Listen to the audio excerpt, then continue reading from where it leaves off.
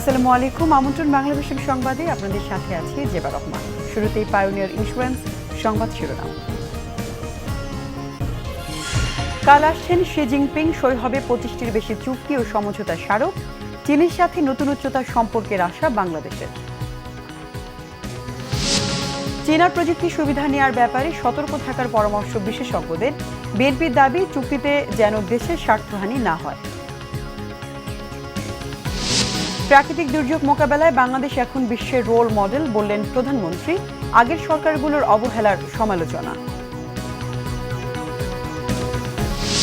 ছাত্রলীগ নেতা বদরুলের হামলায় মুমূর্ষু খাদিজার অবস্থার আরও কিছুটা উন্নতি, খুলে নেওয়া হয়েছে লাইফ সাপোর্ট।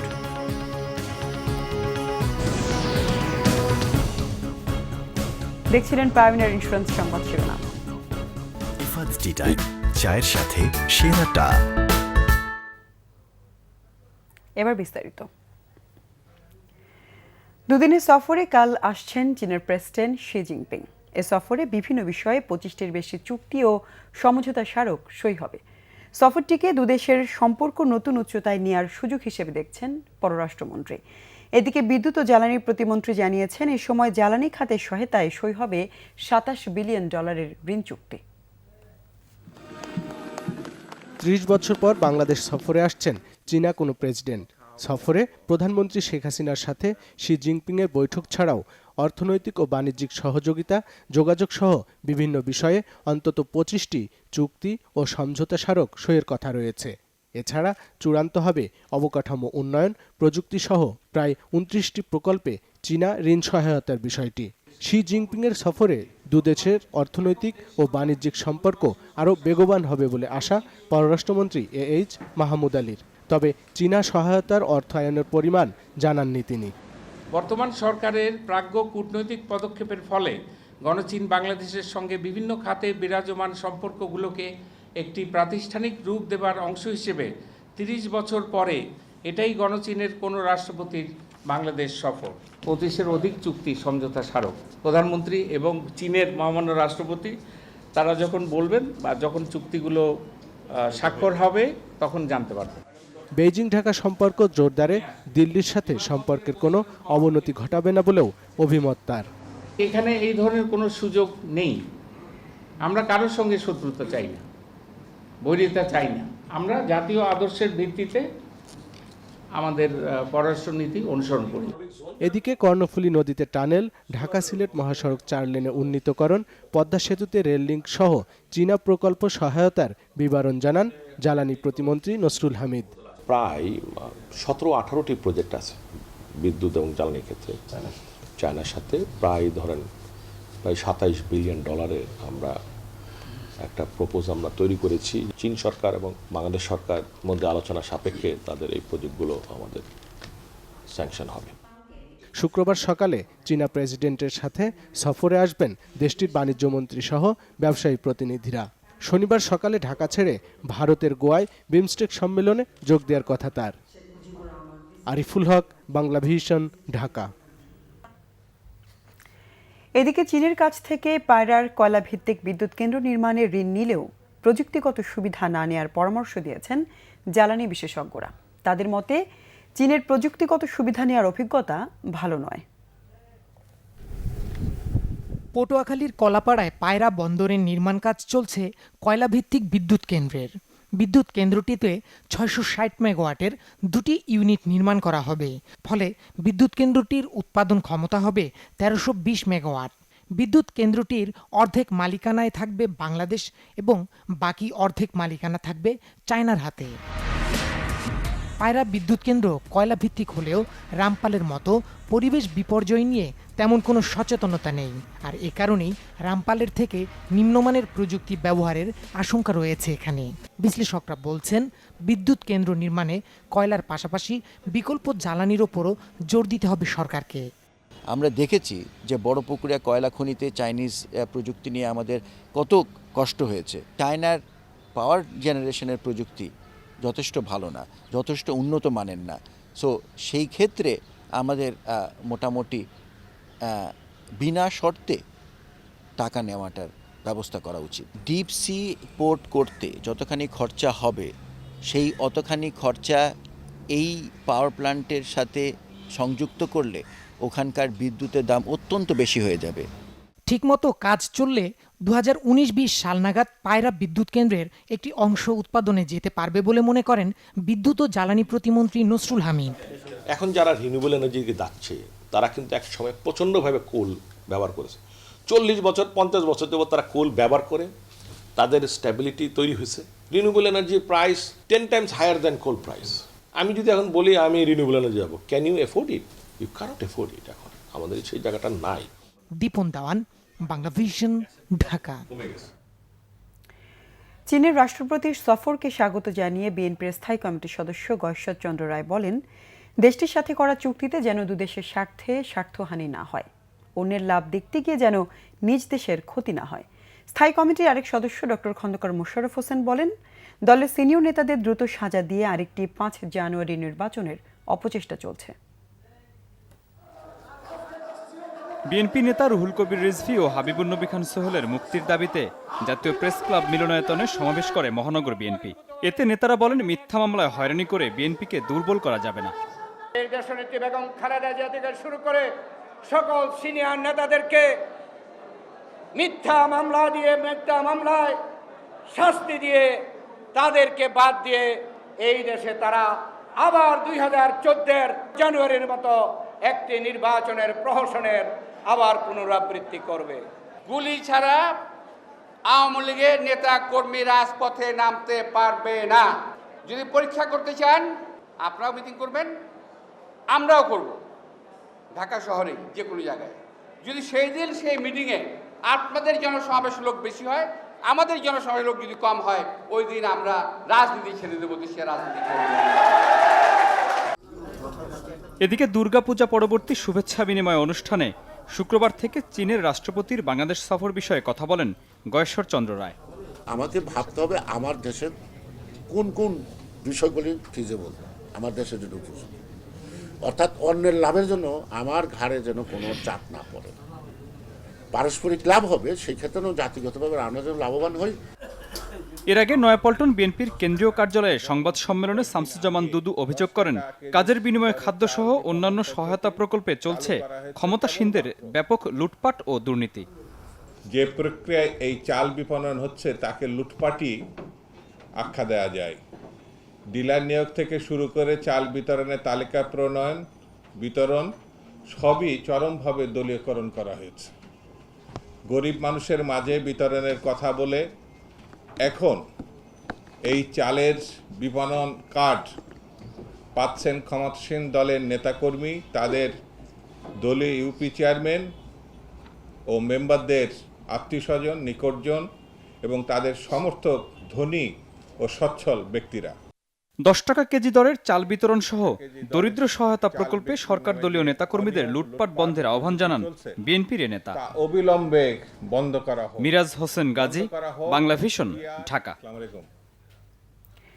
প্রাকৃতিক দুর্যোগ মোকাবেলায় সক্ষমতা এখন বাংলাদেশে রয়েছে বলে জানিয়েছেন প্রধানমন্ত্রী শেখ হাসিনা। দুর্যোগ মোকাবেলায় বাংলাদেশের অবকাঠামো, স্বেচ্ছাসেবক ও স্থানীয় জনসাধারণের অংশগ্রহণমূলক সংস্কৃতি সারা বিশ্বে দেশকে দুর্যোগ ব্যবস্থাপনায় রোল মডেল হিসেবে প্রতিষ্ঠিত করেছে বলেও জানান প্রধানমন্ত্রী। আন্তর্জাতিক দুর্যোগ প্রশমন দিবসের অনুষ্ঠানে প্রধানমন্ত্রী এসব কথা বলেন। বৃহস্পতিবার ওসমানী স্মৃতি মিলনায়তনে আন্তর্জাতিক দুর্যোগ প্রশমন দিবসের অনুষ্ঠানে যোগ দেন প্রধানমন্ত্রী শেখ হাসিনা। অনুষ্ঠানে প্রধানমন্ত্রী দুর্যোগ ব্যবস্থাপনায় সরকারের নেয়া নানা উদ্যোগের কথা তুলে ধরেন। প্রধানমন্ত্রী বলেন, দুর্যোগ মোকাবেলার সক্ষমতা এখন বাংলাদেশের রয়েছে।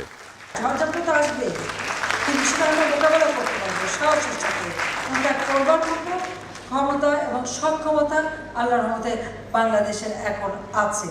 ঘূর্ণিঝড় থেকে রক্ষায় বৃক্ষরোপণের মাধ্যমে সবুজ বেষ্টনী তৈরির উপর গুরুত্ব আরোপ করেন প্রধানমন্ত্রী।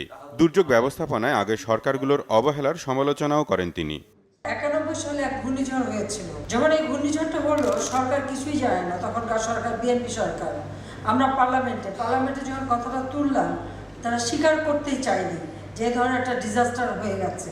এমনকি আমাদের এখানে নেভি চিফ আছেন, এয়ারফোর্স, নেভি সকলেই সেখানে তাদের যে সম্পদগুলি ছিল সেগুলিও যে সময় মতো এই সতর্ক বার্তা নিয়ে সেগুলো এক জায়গায় নিরাপদে রাখবেন সে ব্যবস্থাও কিন্তু নেওয়া হয়নি। তখন খোঁজ দিয়ে দেখবেন সব ধ্বংস হয়ে যায়। কারণ সরকার যদি অসচেতন থাকে তাহলে কেউই তো সচেতন হয় না, এটা হলো বাস্তব কথা। অনুষ্ঠানে প্রধানমন্ত্রী ১০০টি নতুন সাইক্লোন সেন্টার ও ৫৩টি বন্যা আশ্রয় কেন্দ্রের উদ্বোধন করেন। পরে প্রধানমন্ত্রী দুর্যোগ সচেতনতায় সাংস্কৃতিক অনুষ্ঠান উপভোগ করেন। রকুনুজ্জামান, বাংলা ভিশন, ঢাকা। স্বাস্থ্যমন্ত্রী মোহাম্মদ নাসিম বলেছেন ২০১৯ সালে শেখ হাসিনার অধীনেই জাতীয় নির্বাচন হবে। সে নির্বাচনে বিএনপি অংশ না নিলে দলটি নিশ্চিহ্ন হয়ে যাবে। এদিকে দলের প্রেসিডিয়াম সদস্য শেখ ফজলুল করিম সেলিম বলেছেন, কাউন্সিলের ঘোষণাপত্রের আলোকেই তৈরি হবে আওয়ামী লীগের আগামী নির্বাচনী ইশতেহার। তিনি জানান, অবৈধভাবে কারো ক্ষমতায় আসা রোধসহ বেশ কয়েকটি গুরুত্বপূর্ণ দিক নির্দেশনা আসছে ৪৬ পৃষ্ঠার এই ঘোষণাপত্রে। আওয়ামী লীগের আসন্ন সম্মেলন উপলক্ষে দলের সভানেত্রীর ধানমন্ডির কার্যালয়ে ঘোষণাপত্র উপকমিটির সাথে বৈঠকে সভাপতিত্ব করেন দলের প্রেসিডিয়াম সদস্য শেখ ফজলুল করিম সেলিম। এ সময় তিনি জানান, ৪৬ পৃষ্ঠার ঘোষণাপত্র আসছে অবৈধভাবে কারো ক্ষমতায় আসা রোধ, ধনী দরিদ্র বৈষম্য কমিয়ে আনা সহ দলীয় বিভিন্ন দিক নির্দেশনা। যুদ্ধ অপরাধীতে যে বঙ্গবন্ধু বিচার শুরু করেছিল সেই বিচার ও বন্ধ করেছে জিয়াউর রহমান ট্রাইব্যুনালগুলো ভেঙে, সেটা জননেত্রী শেখ হাসিনার মাধ্যমে করা হয়েছে। এই সংবিধানে জননেত্রী শেখ হাসিনা বিগত সম্মেলনে ঘোষণাপত্র এবং নির্বাচনী ইশতেহারে যে দিক নির্দেশনা যেগুলো অর্জিত হয়েছে সেইগুলো এখানে অন্তর্ভুক্ত আছে। দপ্তর উপকমিটির বৈঠকে সেতুমন্ত্রী ওবায়দুল কাদের সম্মেলন উপলক্ষে ব্যক্তিগত প্রচারণা না চালাতে দলের কর্মীদের নির্দেশ দেন।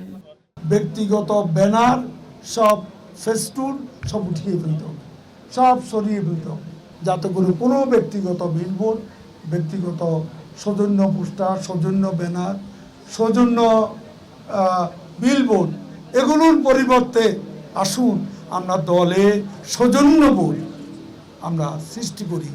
এদিকে বঙ্গবন্ধু এভিনিউতে আওয়ামী লীগের কেন্দ্রীয় কার্যালয়ের সামনে শ্রমিক লীগের এক অনুষ্ঠানে স্বাস্থ্যমন্ত্রী মোহাম্মদ নাসিম জানান, আগামী জাতীয় নির্বাচনের জন্য দলকে প্রস্তুত করা হচ্ছে। ২০১৯ সালে নির্বাচন হবে, শেখ হাসিনার অধীনে নির্বাচন হবে এবং সেই নির্বাচন যদি খালেদা না আসে তা বিচ্ছিন্ন হয়ে যাবে খালেদার বিএনপি। ইনশাআল্লাহ মানুষের খুঁজে পাওয়া যাবে না। গণতন্ত্রের পথে আসুন, নির্বাচন পরিণত হোক, দেখবো কে জেতেন কে হারে। জাসদের অনুষ্ঠানে তথ্যমন্ত্রী হাসানুল হক ইনু বলেছেন, বিএনপি জামায়াত গণতন্ত্রের কথা বলে রাষ্ট্র ক্ষমতায় আসতে চাইছে। বিএনপি বারবার প্রমাণ করেছে তারাই হচ্ছে জঙ্গির রক্ষক, আশ্রয়দাতা, কেয়ারটেকার, পাহারাদার এবং জঙ্গি উৎপাদনের কারখানা। এদিকে ইঞ্জিনিয়ার্স ইনস্টিটিউশনে আওয়ামী লীগের প্রচার ও প্রকাশনা উপপরিষদের এক আলোচনা অনুষ্ঠিত হয়। এতে শিল্পমন্ত্রী আমির হোসেন আম্মু ও প্রধানমন্ত্রীর রাজনৈতিক উপদেষ্টা এইচ.টি. ইমাম অংশ নেন। Jyotika Ghosh, Bangla vision, Dhaka. Money laundering প্রতিরোধে ব্যর্থ হয় সোনালী ব্যাংকের যুক্তরাজ্য শাখাকে ৩৩ লাখ পাউন্ড জরিমানা করেছে দেশটির ফিনান্সিয়াল কন্ডাক্ট অথরিটি FCA। সেই সঙ্গে ওই শাখাকে নতুন গ্রাহকদের কাছ থেকে আমানত গ্রহণের ওপরও নিষেধাজ্ঞা জারি করা হয়েছে। এফসির এক প্রতিবেদনে বলা হয়, সম্ভাব্য মুদ্রা পাচার ঠেকাতে পদ্ধতি উন্নত করতে ২০১০ সালে সোনালী ব্যাংককে সতর্ক করা হয়েছিল, কিন্তু এর পরের ৪ বছরেও ব্যবস্থা উন্নত করতে ব্যর্থ হওয়ায় ব্যাংকটিকে এ জরিমানা করা হয়। তবে আমানত গ্রহণ বন্ধ থাকলেও প্রবাসীদের আয় বা রেমিটেন্স বাংলাদেশে পাঠাতে পারবে বলে জানায় সংস্থাটি।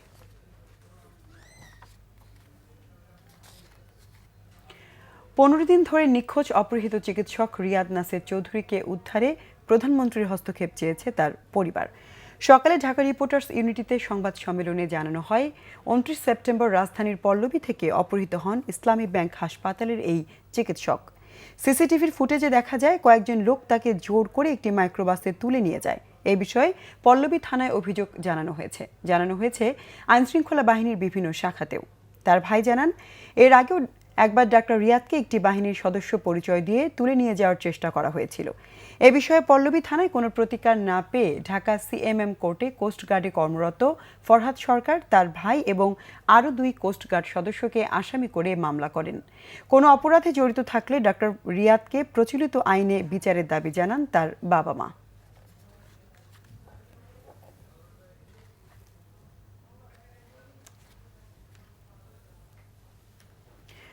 সিলেটে ছাত্রলীগ নেতা বদরুলের নৃশংসতায় গুরুতর আহত খাদিজার শারীরিক অবস্থার আরও কিছুটা উন্নতি হয়েছে। তার লাইফ সাপোর্ট খুলে দিয়েছেন বলে জানিয়েছেন চিকিৎসকরা। এদিকে সন্ধ্যায় খাদিজাকে হাসপাতালে দেখতে গিয়ে স্বাস্থ্যমন্ত্রী মোহাম্মদ নাসিম বলেছেন, দেশেই তার ভালো চিকিৎসা হচ্ছে। পরীক্ষামূলকভাবে লাইফ সাপোর্ট খুলে দেওয়ার পর অক্সিজেনের সাহায্যে এখন স্বাভাবিক শ্বাস প্রশ্বাস নেওয়ার চেষ্টা করছে সিলেটের খাদিজা। অবস্থা ভালো দেখলে স্থায়ীভাবে লাইফ সাপোর্ট পুরোপুরি খুলে দেওয়া হবে বলে জানিয়েছেন চিকিৎসকরা। গতকাল সকাল থেকে আমরা ট্রায়াল বেসিস তার লাইফ সাপোর্ট মেশিনটা খুলে দিই এবং গতকাল সকাল 9টা থেকে শুরু করে এ পর্যন্ত সে লাইফ সাপোর্ট ছাড়াই তার নিজস্ব শ্বাস নিয়ে বেঁচে আছে এবং ভালো আছে। বাংলাদেশ সরকারের সহযোগিতার মাধ্যমে যদি আরও উন্নত চিকিৎসা করার জন্য বাইরে নেওয়া যায়, এটা সরকারের হস্তক্ষেপ। রাজধানী স্কয়ার হাসপাতালে চিকিৎসাধীন খাদিজার শরীরের ডান পাশ নাড়াচাড়া করতে পারছে, তবে বাম পাশ এখনও অবশ। পরিবারের সদস্যরা উন্নত চিকিৎসার জন্য খাদিজাকে বিদেশ নেওয়ার অনুরোধ করেছেন। এদিকে সন্ধ্যায় খাদিজাকে দেখতে এসে স্বাস্থ্যমন্ত্রী বলেন, দেশেই সম্ভব তার চিকিৎসা। কোনো অপরাধীকে ছাড় দেওয়া হয়নি, সে যেই হোক। বিশ্বদের ক্ষেত্রে ছাড় দেওয়া হয়নি, এক্ষেত্রে ছাড় দেওয়া হবে না। অপরাধী তার কোনো পরিচয় নেই। অপরাধী যেই হোক কোনো ছাড় পাবে না বলেও দৃঢ় প্রত্যয় ব্যক্ত করেন স্বাস্থ্যমন্ত্রী। রিয়াদ তালুকদার, বাংলা ভিশন, ঢাকা। এ পর্যায়ে নিচ্ছি সিভিসি টাইলস সংবাদ বিরতি। সাথে থাকুন, ফিরে এসে থাকছে। অবৈধভাবে লিবিয়া নেওয়ার পথে চট্টগ্রামে বিমানবন্দর থেকে ৩৯ জনকে আটক, কিছু দালাল ও ট্রাভেল এজেন্সিকে শনাক্ত। যশোরের ঝিকরগাছা ইউপি মেম্বারকে গুলি করে হত্যা।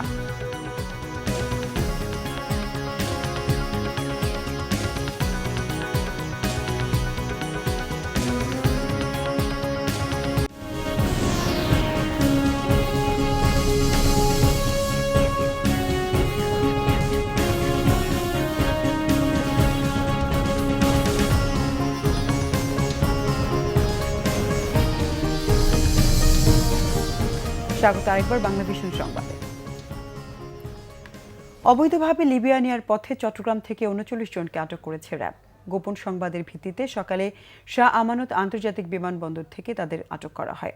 বিকেলে সংবাদ সম্মেলনে র্যাব 7-এর অধিনায়ক লেফটেন্যান্ট কর্নেল মিফতাউদ্দিন জানান, প্রতারণার মাধ্যমে তাদের লিবিয়া পাঠানোর অপচেষ্টা করছিল পাচারকারী একটি চক্র।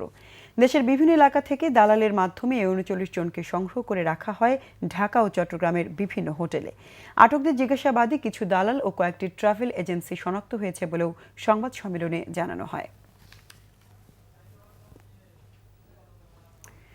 যশোরের ঝিকরগাছা উপজেলার গদখালিতে গুলি করে রাহাতজান সর্দার নামে এক ইউপি সদস্যকে হত্যা করেছে দুর্বৃত্তরা। তিনি গদখালি ইউনিয়নের ৪ নম্বর ওয়ার্ডের ইউপি সদস্য ছিলেন। নিহতের ছোট ভাই জানান, সকাল ৯টার দিকে রাহাত বাজারের একটি দোকানে শেভ করছিলেন। এ সময় দুটি মোটরসাইকেলে আসা ৬ জন দুর্বৃত্ত তাকে গুলি করে পালিয়ে যায়। পরে স্থানীয় লোকজন তাকে উদ্ধার করে হাসপাতালে নিয়ে গেলে কর্তব্যরত চিকিৎসক তাকে মৃত ঘোষণা করেন।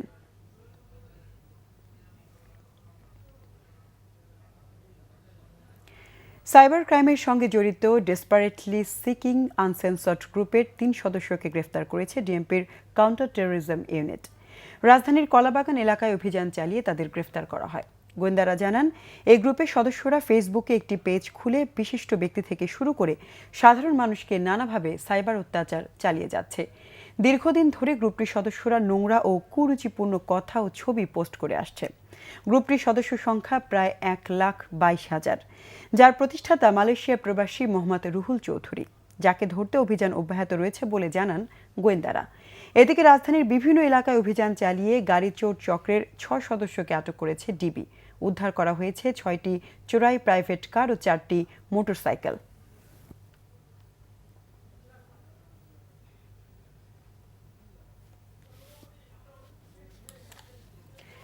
এ পর্যায়ে আবারও নিচ্ছে সিভিসি টাইলস সংবাদ বিরতি। সাথে থাকুন, ফিরে এসে থাকছে।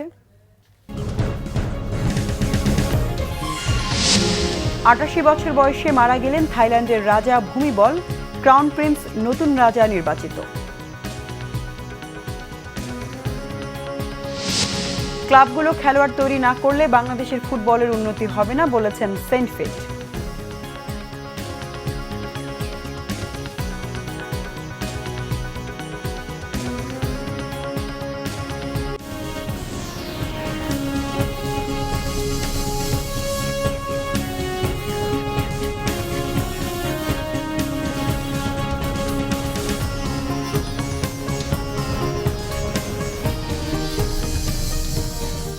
আবারও স্বাগত বাংলা ভিশন সংবাদে।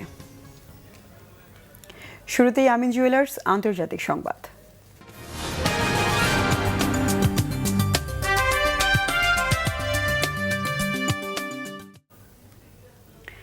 থাইল্যান্ডের রাজা ভূমিবল আদুলিয়াদেজ মারা গেছেন।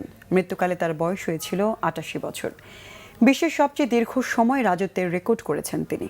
তার মৃত্যুর পরপরই নতুন রাজা নির্বাচিত করা হয়েছে ক্রাউন প্রিন্স মাহাভাজিরা লংকর্ণকে।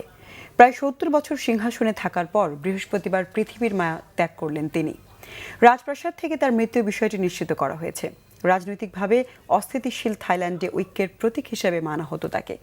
যে কোনো ক্রান্তিকালে থাইরা তাকে অনুসরণ করত। তাকে থাইল্যান্ডের পিতা হিসেবেও বিবেচনা করা হয়। 1946 সালে জুনে ভাই রাজা আনন্দ মহিদলের গুলিবিদ্ধ লাশ পাওয়ার পর ওই দিনই মাত্র 18 বছর বয়সে সিংহাসনে বসানো হয় ভূমিবলকে। 1927 সালের 5 ডিসেম্বর মার্কিন যুক্তরাষ্ট্রের ম্যাসাচুসেটস অঙ্গরাজ্যের কেমব্রিজে জন্ম রাজা ভূমিবলের। যুক্তরাষ্ট্রের জন্ম হলেও তার বেড়ে ওঠা ও শিক্ষা লাভ সুইজারল্যান্ডে। সাম্প্রতিক সময়ে নানা স্বাস্থ্য সমস্যায় ভুগছিলেন তিনি। কয়েক মাস ধরে তাকে জনসম্মুখেও দেখা যায়নি। গেল বছরের বেশিরভাগ সময় হাসপাতালেই কাটিয়েছেন তিনি। সাহিত্যে এবছর নোবেল পেলেন যুক্তরাষ্ট্রের প্রখ্যাত সাহিত্যিক, সঙ্গীত শিল্পী ও গীতিকার রবার্ট অ্যালেন জিমারম্যান। সঙ্গীত বিশ্বে যিনি বব ডিলান নামে পরিচিত। মার্কিন সঙ্গীত ঐতিহ্যে নতুন কাব্যিক ধারা তৈরির জন্য তাকেই পুরস্কার দেয়া হয়।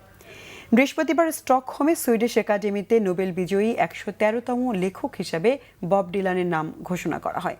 সুইডিশ একাডেমির স্থায়ী সচিব অধ্যাপক সারা দানিউস পুরস্কারটি ঘোষণা করেন। প্রায় 50 বছর ধরে মার্কিন সঙ্গীত জগৎকে এক অনন্য উচ্চতায় নিয়ে যেতে নিরলস পরিশ্রম করেছেন বব ডিলান। মধ্যবিত্ত পরিবার থেকে উঠে আসা তার প্রথম অ্যালবামের নামও ছিল বব ডিলান। 1962 সালে প্রকাশিত এই অ্যালবামটি জীবনের মোড় ঘুরিয়ে দেন তার। এর আগে বিভিন্ন ক্লাব ও ক্যাফেতে গান গাইতেন তিনি। পরে একের পর এক বাজারে আসা তার অ্যালবামগুলো মার্কিন সঙ্গীতের উপর ব্যাপক প্রভাব ফেলে। এর মধ্যে bringing it all back home, highway revisited, blonde on blonde, oh mercy, time out of mind ও মডার্ন টাইম অন্যতম। 1941 সালে 24 মে মিনেসোটার ডুলুথে জন্ম বব ডিলানের। মানুষের সামাজিক অবস্থান, ধর্ম, রাজনীতি ও ভালোবাসা নিয়ে অসংখ্য গান রচনা করেছেন তিনি। আসছে 10 ডিসেম্বর স্টকহোমে ডিলানের হাতে আনুষ্ঠানিকভাবে তুলে দেওয়া হবে পুরস্কারের 80 লাখ ক্রোনার। এবার দেশের বাইরের আরও কিছু খবর নিয়ে একটি ডেস্ক রিপোর্ট। মার্কিন প্রেসিডেন্ট নির্বাচনে রিপাবলিকান প্রার্থী ডোনাল্ড ট্রাম্পকে নির্বাচিত করলে গোটা বিশ্ব হুমকির মুখে পড়বে বলে সতর্ক করেছেন জাতিসংঘ মানবাধিকার সংস্থার প্রধান জায়েদ রাদ আল হুসেইন। ট্রাম্পের বক্তব্যে কিছু দুর্বল জনগোষ্ঠীর অস্তিত্ব হুমকির মুখে পড়ায় এমন শঙ্কা প্রকাশ করেছেন তিনি। এদিকে ট্রাম্পের বিরুদ্ধে যৌন হয়রানির অভিযোগ তুলেছেন 4 ভুক্তভোগী। মার্কিন সুন্দরী প্রতিযোগিতায় বিজয়ী মিস অ্যারিজোনা তাশা ডিকসনের অভিযোগ, প্রতিযোগিতা চলাকালে অহরহ লকার রুম ও নারীদের পোশাক পরিবর্তনের রুমে প্রবেশ করতেন ট্রাম্প। বাকিদের অভিযোগ, ট্রাম্প নিজের অফিসে, অবকাশ যাপন কেন্দ্রে, লিফটে ও বিমানের মধ্যে যৌন হয়রানি করেছেন। সিরিয়ায় হামলা চালিয়ে রাশিয়া যুদ্ধাপরাধ করেছে। যুক্তরাষ্ট্রের এমন অভিযোগ উদ্দেশ্য প্রণোদিত বলে নাকচ করে দিয়েছেন রুশ প্রেসিডেন্ট ভ্লাদিমির পুতিন। পাল্টাপাল্টি এ অভিযোগের মধ্যেই আসছে শনিবার সিরিয়া ইস্যুতে আবারও বৈঠকে বসতে যাচ্ছে দেশ দুটি। Mahmudul Hasan, Bangla vision news desk. সংবাদ শেষ করব পায়োনিয়ার ইন্স্যুরেন্স সংবাদ শিরোনামগুলো আরেকবার জানিয়ে। কাল আসছেন শি জিনপিং, সই হবে 25টিরও বেশি চুক্তি ও সমঝোতা স্মারক। চীনের সাথে নতুন উচ্চতার সম্পর্কের আশা বাংলাদেশের। চীনা প্রযুক্তির সুবিধা নেওয়ার ব্যাপারে সতর্ক থাকার পরামর্শ বিশেষজ্ঞদের। বিএনপির দাবি, চুক্তিতে যেন দেশের স্বার্থহানি না হয়। প্রাকৃতিক দুর্যোগ মোকাবেলায় বাংলাদেশ এখন বিশ্বের রোল মডেল বললেন প্রধানমন্ত্রী। আগের সরকারগুলোর অবহেলার সমালোচনা। ছাত্রলীগ নেতা বদরুলের হামলায় মুমূর্ষু খাদিজার অবস্থার আরও কিছুটা উন্নতি, খুলে নেওয়া হয়েছে লাইফ সাপোর্ট।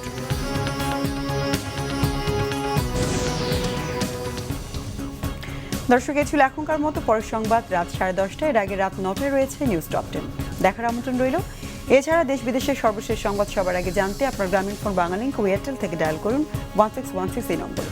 এতক্ষণ সঙ্গে থাকায় ধন্যবাদ সবাইকে।